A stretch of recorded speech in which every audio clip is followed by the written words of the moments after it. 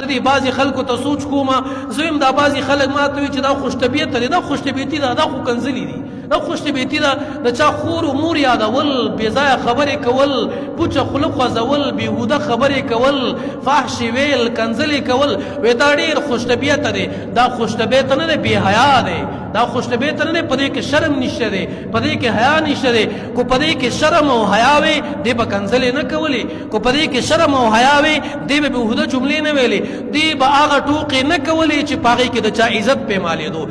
دی به هغه ټوکې نه کولې چې په هغې کې یو تورسرې یادېدله په هغې کې یو مور یادېدله په هغې کې یو خور یادېدله دی به هغه ټوکې نه کولې خو نن چې دی کنځلې یادې وي فاحشې خبرې دې یادې وي بېځایه جملې دې یادې وي بېځایه خنداګانې دې یادې وي بېځایه مسخرې دې یادې وي خلک به ډېر خوش طبیعته دی او زما جمله مه اورېده زه یم خوش طبیعته نه بې حیا دی کو حیا پکې وې داسې به نه کولې